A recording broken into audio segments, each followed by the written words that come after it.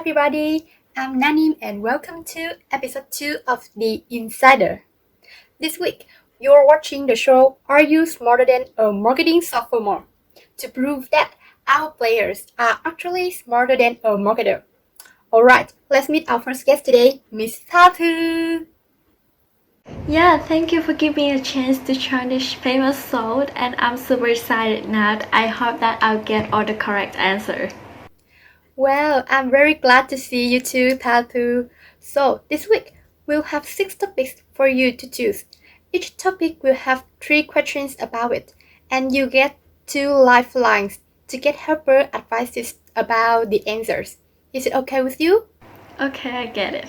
Well, then here are your 6 topics today. Which one would you prefer? I think I'm gonna go with the motivation and effect one. Okay, then we'll start with the first question with the help of Hota. Well, as you have chosen this objective about the motivation process, I'll go through its definition for you. Motivation is the processes that lead people to behave as they do. It occurs when a need that the consumer wishes to satisfy is around. Your question is, how many subconcepts of motivation are there? A. Just one. B. 3 types. C. 5 types. And D. Uncountables. Why is getting so hard from the beginning? And I'm sure it's not A, but I just don't know the exact number, so maybe Hota could help me determine. According to me, the answer is B. There are motivational strength, motivational direction, and motivational conflict, and I will briefly introduce you to this subconcept. The first, motivational strength divided into 2 theory. Right theory focuses on biological needs that produce a pleasant state of arousal, but these behaviors are not always motivated purely by physiological needs. Expectancy theory suggests that expectation of achieving desirable outcomes motivate our behavior. And the next one is motivational conflict that can impact consumer purchase decision. And marketers attempt to satisfy consumer needs by providing possible solutions to these dilemmas. And I will show you the figure. The first is approach conflict. Consumers have this conflict when they must choose between 2 desirable alternative products, and a marketer can bundle several benefits together to resolve this conflict. Next is approach avoidance conflict. It occurs when consumers desire a goal but wish to avoid it at the same time, and many marketers have done by convincing them that they deserve this product. And avoidance conflict is when facing a choice with 2 undesirable alternatives, and marketers frequently address conflict by stressing the unforeseen benefits of one option. Also, I heard that even motive has its direction too, right? And it's driven by the need and want. A need reflects a basic goal, and in contrast, a want is a specific way to achieve the objective, but depend on your unique characteristic. Oh yes, in mass market, consumers search for great design, and in exchange for that, is generally design substance firm function. Besides that, I will give you a bonus information about how to classify consumer needs. There are 3 ways: Mercury, psychogenic needs, specific needs, and buying behavior, Maslow hierarchy of needs. But let's concentrate on Maslow. Besides its original purpose to understand personal growth and how people attain spiritual peak experiences, marketing also employs to specify types of product benefits that people might look for depending on their state of mental development or economic situation. Let's look at this. At each level, people seek different kinds of product benefits. The problem is that this theory is culture-bound, Western culture only. But it's helpful primarily reminding us that consumers may have different needs prioritized in different situations and different times. Oh, okay. I think I got my answer after Ota has explained it so clearly. My answer is B, 3 types. And the answer B is the correct answer. Congratulations! Now, let's move to question number 2, and this time Sama will be your partner. Many of our decisions are driven by our emotional responses to products. Social scientists refer to this raw reaction as affect. That explains why so many marketing activities and messages focus on altering our moods or linking their products to an affective response. Although different types of emotional arousal may be more effective in some contexts than others. Name 5 react experiences that you know. You have 30 seconds. Oh, I know. Like there's evaluation, mood, and emotion, negative state relief, and emotional arco effect. Yes, 10 Wow, points. Plus, that's amazing. But I'm sorry to tell you that it's just a demo question. Now, your real question is blah blah blah is a mental state of well being characterized by positive emotions, and we are wired to engage in blah blah blah.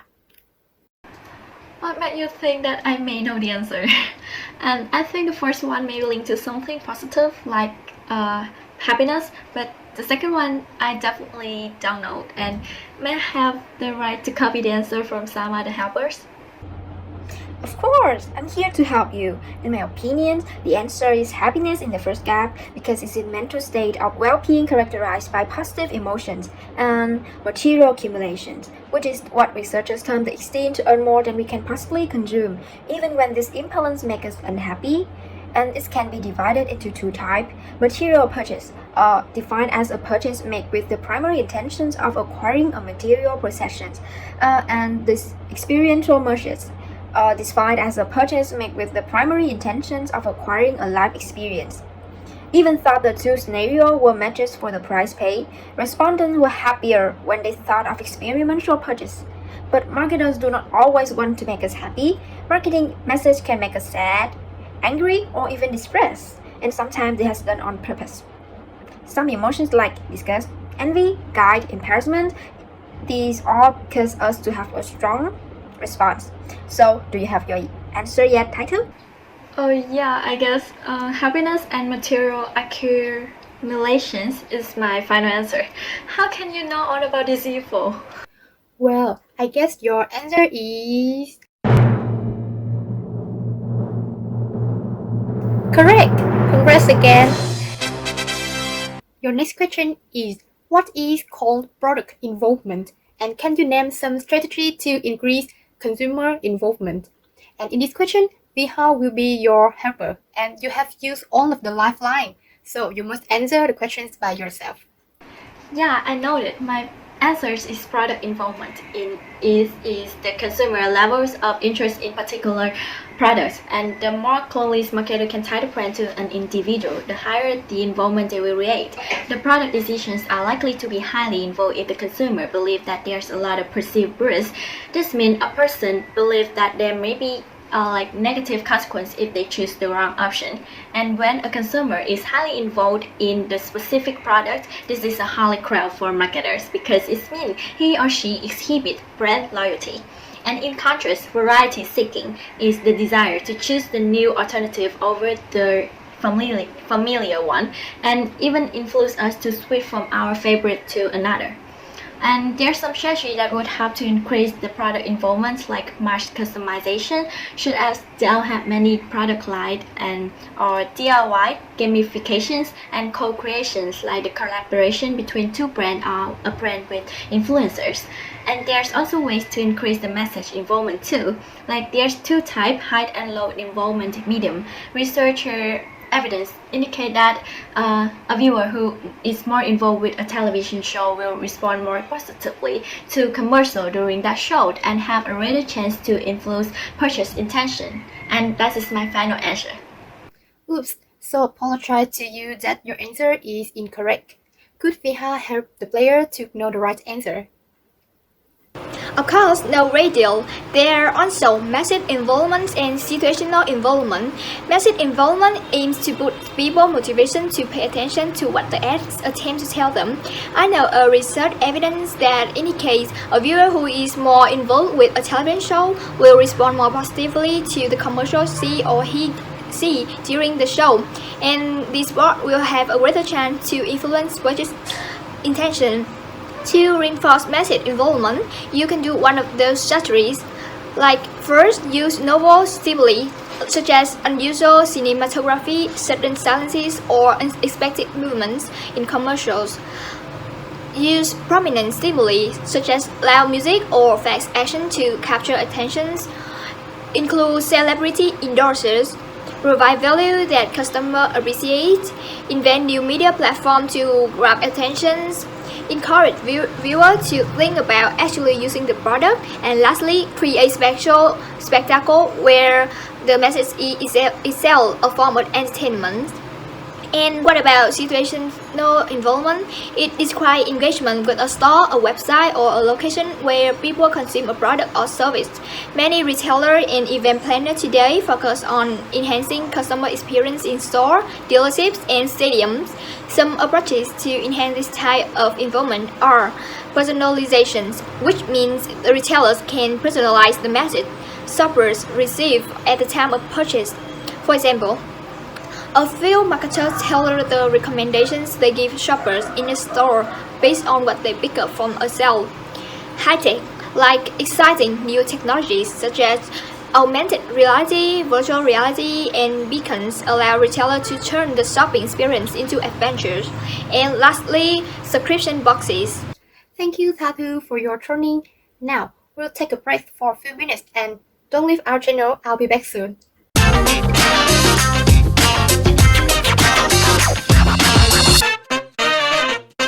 Welcome back to the show. I'm Nanim and you're watching Are You Smarter Than a Marketing Sophomore? So, our next player, please welcome Miss Migui. Can you share some thoughts about our show? Thank you, Nanim. So this is my first time I have attended a game show, and honestly, I felt a bit nervous about it, but I'm sure everything will go alright. Which object do you think you can get through easily? I guess I'm gonna go with the self. This is my favorite ones, actually. If that's so, Tiki will turn you for the first question. Well, okay, so are you guys ready? Let's begin. We all know that consumers' personality could affect their behavior in purchasing things. There are 5 aspects related to the self. Please name and explain them. Lucky, I've done some research on this topic so far, so I think I know the answer clearly. 5 aspects related to the self are the self-concept, we are what we buy, the extend the self, embodied cognition, and wearable computing. The self-concept, this aspect includes a lot of terms, so I don't remember clearly, but I can define it. It summarizes the beliefs a person holds about his or her own attributes and how he or she evaluates the self on these qualities. The second aspect is we are what we buy. There are 2 things to support this view: self-image congruence models and symbolic self-completion theory. The first one shows that we are choose products when their attributes match some aspect of their self. Marketers tend to form relationships with products that resemble the bonds we create with other people. These include love, respect, and perhaps even fear or hate. For instance, Gucci users saw themselves as more fashionable and luxurious. I think everyone here has been automatically standing in front of the mirror and imagining how people will think about our clothes. And yeah, that's called the reflected self. It helps shape self-concept, which implies that people see themselves as they imagine others see themselves. Products can help others to determine a consumer's own self-concept and social identity. The symbolic self-completion theory suggests that people who have an incomplete self-definition tend to complete this identity when they acquire or display symbols they associate with that role. For example, adolescent boys who want to be more manly, so they're gonna choose some products associated with manliness in hopes of becoming more manly. The next aspect is the extended self, meaning the props and settings consumers use to define their social roles that becomes part of their self. For example, cosmetic, surgical, and non-surgical procedure or piercings. And there are 4 levels of the extended self that our consumers would prioritize: in individual level, family level, community levels, and group level. Following with that is the embodied cognition aspect. This includes two things, power processing and enclosed cognition. Power processing means our body language changes how we see ourselves, and enclosed cognition, so how the symbolic meaning of clothing changes how people behave. And the last aspect is wearable computing. A wearable computer is any small technological device capable of storing and processing data that can be worn on the body, such as smartwatches and biochip. And that is my final answer. Wow, you really have a thorough knowledge of this. Let's see our answer. Absolutely right. Congrats. And Tiki, is your answer similar to hers? Yes, it's the same. I just studied it lately in some terms of self-concept. I can explain them in detail. The first is self-esteem. It refers to the positivity of a person's self-concept. Marketers take advantage of this theory in designing and promoting their product and service. The second is real and ideal selves. The ideal one is a person's conception of how he or she would like to be, whereas the actual refers to our more realistic evaluation of qualities we do and don't have. We often engage in a process of impression management, in which we work hard to manage what others think of us. An example of this is a fitness campaign by a senior skier getting in shape. This campaign shows a powerful message by displaying a woman working hard to achieve her ideal weight goal, which she projected in a mirror in front of her. The third is multiple selves. As we know, each of us really is a number of different people. The self we hold at that time also affects the product choices we make and might pitch products to these different self we have. Next, the looking glass self describes the process wherein individuals base their sense of self on how they believe others view them. We tend to act the way we assume others expect us to act, as a form of self-fulfilling prophecy. John Lewis' virtual dressing room is an example. This idea allows customers to try on a dress virtually, and the camera broadcasts a live image of you wearing it online. Finally, self-consciousness is a hidden sense of awareness of oneself. Public self-consciousness is an awareness of the self as it is viewed by others. Consumers who score high on the scale of it express more interest in clothing and use more cosmetics than others who score lower. Self-monitoring is a personality trait that involves the ability to monitor and regulate self-presentation, emotions, and behaviors in response to social environments and situations. Thanks for your great information and congratulations to Miwi for completing the first question. Now, we're gonna move to the second one and Viha is gonna join you this time. Your next topic is gender identity. As gender identity is an important component of a consumer's self-concept, it is necessary to have a basic knowledge about related terms. So, listen carefully. Can you tell us which term can be defined as characteristic we stereotypically associate with one gender or the other? I only read a little part of this topic, so I think I'm gonna use my copying Vika's answer on these questions. I count on you, Vika. Actually, when reading the questions, I came up with several words like sex role, sex or gender socialization. They are all associated with genders or sex, but their meaning are quite different. Let me explain it to you. Firstly, sex role. People often conform their cultural expectations about how those of their gender should act, dress, or speak. We refer to these sets of expectations as sex roles. These guidelines change over time and they differ radically across society. For example, many societies expect males to pursue a gender goal with self-assertion or mastery. However, they teach women to pursue communal goals such as affiliations and build harmonious relationships. And the second word, sex, or in other words, biological gender, refer to a set of biological attributes in humans and is associated with physical or physiological features. And something you should know is that a person's biological gender, male or female, doesn't totally determine whether he or she will exhibit a sex type trait. It means a male or woman doesn't in the birth certificate doesn't indicate that he or she will act like a man or a woman. And gender socialization, it is a process by which individuals develop, refine, and learn to be a gender through internalizing gender norms and roles as they interact with key agents of socializations like family, social networks, and other social institutions.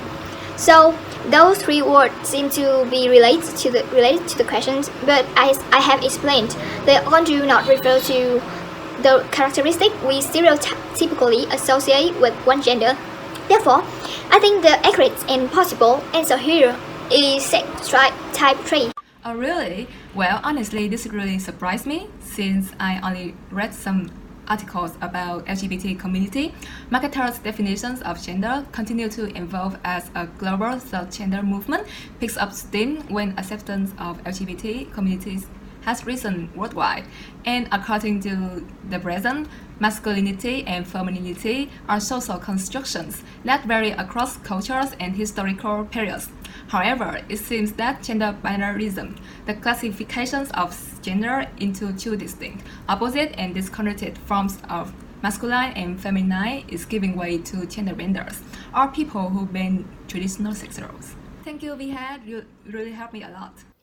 Now, Sama will be your partner in the last question. Before showing the last question, I'll tell you some information on this topic, the body as product. An ideal of beauty is a particular model of appearance, which includes physical features as well as clothing styles, cosmetic, skin tone, and body type. You know, our desires to match up to these ideals drive a lot of our purchase decisions. And here is your question. Which marketing campaign of Dove has drawn attention to unrealistic beauty ideals as it features women with imperfect bodies? Oh, this one is also tricky to me. I really don't get any idea about it. Guess I will use my lifeline, my partner Sama, to help me get through these questions. I bet these questions to Sama is a piece of cake. Well, look it first. I'm pretty sure the answer is Real Beauty campaign of Dove. I just read that campaign recently. Real Beauty attracted a lot of attention when 3,200 women around the world described their looks, most zooming themselves up as average or natural, but only 2% called themselves beautiful.